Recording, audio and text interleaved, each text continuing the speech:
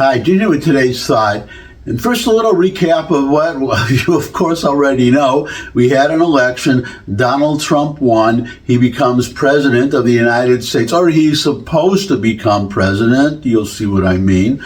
On January 20th, at noon on January 20th. But there is a fly in the ointment, and there is a possibility that that may not happen. And you might ask, how could that not happen? He won the election, and it's because of a group called the Freedom Caucus in the House of Representatives. These are Republicans, and they call themselves the Freedom Caucus. And they are very strict about their beliefs. I support their beliefs, but as they say, politics is the art of the possibility. There are certain things that you can do in the House when you have a large majority, or at least a 10-seat, 20-seat majority.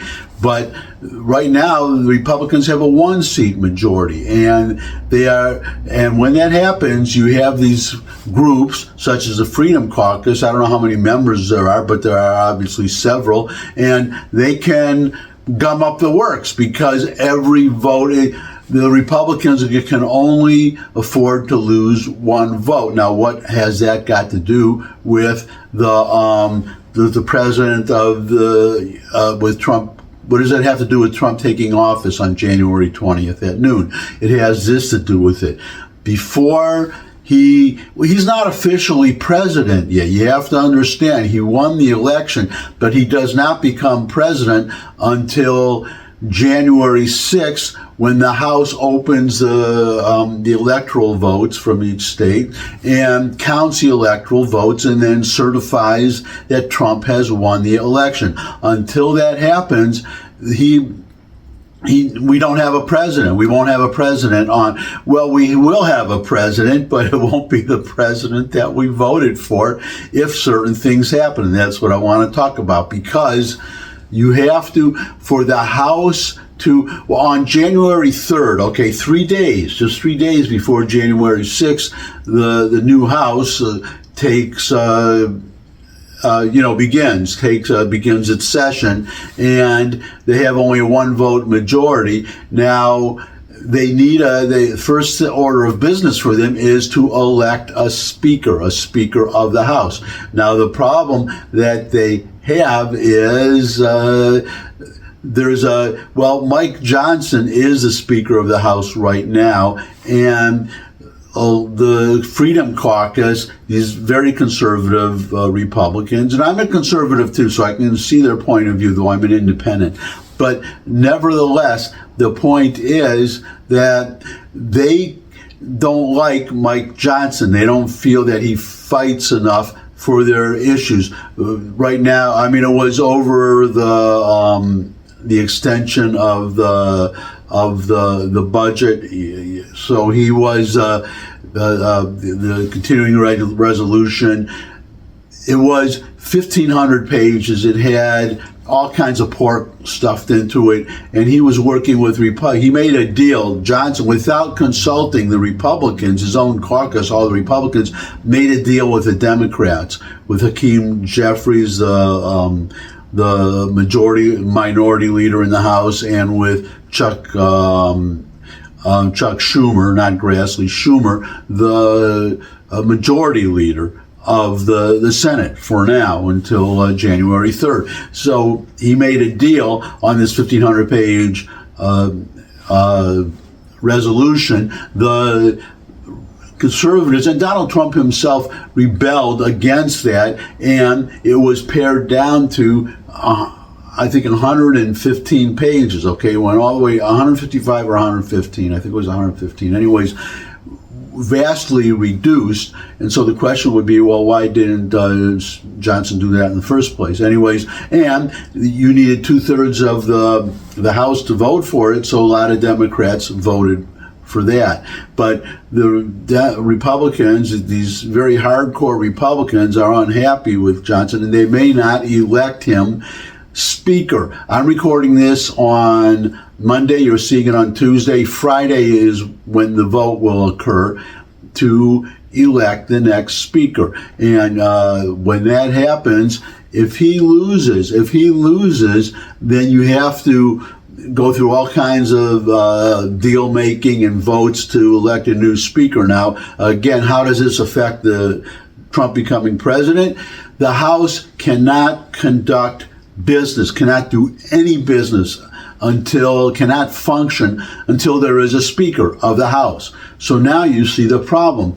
This vote, if Johnson does not win this vote on Friday, on January 3rd, then on January 6th, when the House is supposed to certify the votes, they won't be able to, because they cannot conduct any business if there is no speaker. So now what happens? And this is what will happen. This is what would happen ordinarily if the president, for whatever reason, cannot serve, then the vice president becomes president, okay? But the problem is that you won't have a vice president either until January 20th, okay? Until these votes are certified. So you don't have a president, you don't have a vice president. So who can become, somebody becomes president on January 20th. Who is it? Well, next in line is the Speaker of the House. But as I just told you, if these Freedom Caucus, I'll call them fools, I guess. I was going to say idiots. I'll settle for fools. Be a little more charitable. Then there's no speaker either to become president. So you see, no president, no vice president, no speaker. So who becomes president? Well, then it falls to the next in line is the president pro tempore of the Senate, okay? And who is that? I hope I have well-informed visitors who know who Chuck Grassley is. Chuck Grassley is a senator, and Republican senator. The Republicans will have the Senate.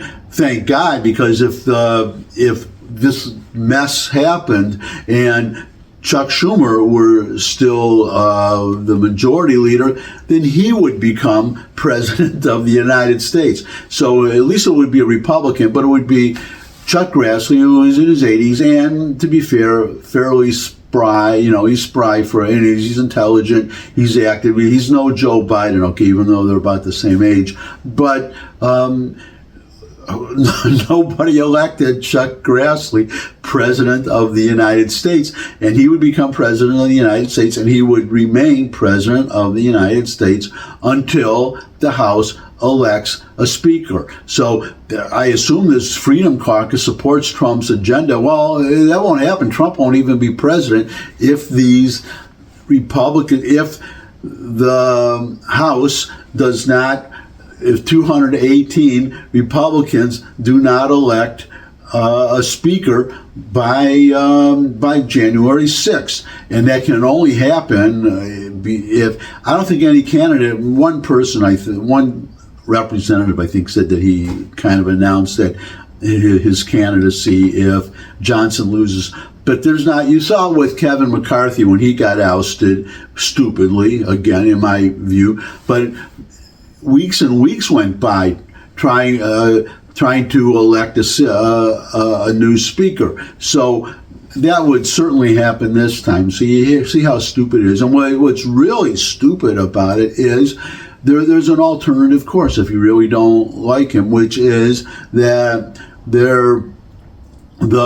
is to elect Johnson speaker, get the vote certified so Trump becomes president, and then I think the number, it used to be any one House member, representative, which is how we got into this mess with Kevin McCarthy before, but I think they increased. Johnson agreed to take the speakership only if they expanded that. So I think now it takes 8 members to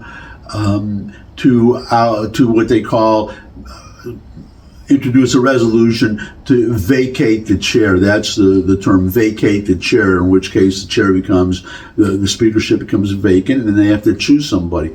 But they could wangle over that after, make Trump president, and if 8 representatives agree, they can vacate the chair then. I think it would be a dumb thing to do. Johnson he only has a 1-vote majority, and they're angry that he works with Democrats to get past things that have to be passed. But if only two, I mean, is he going to would any speaker let just 2 House members control the entire agenda for the entire Congress and basically make the speaker also irrelevant? I mean, that is, again, I keep using this word over and over, but there is no other word except stupid. It's just stupid, stupid, stupid. So we'll see what happens. I guess I'll be back with more comments after Friday. I may be back, depends on what happens. If they do the smart thing and elect him, then, and remember Trump just endorsed him, then everything hunky-dory. If not, then who knows? I mean, this is just new territory. And, well, we'll just leave it there for today. That's my thought. Thanks for stopping by. If you could subscribe, that would really be great. Your comments are always welcome in the comments section below this video. Share this video with anyone you think would benefit from it. But most of all, come back and see me again. I would love to see all of you again. And until I do see all of you again, bye.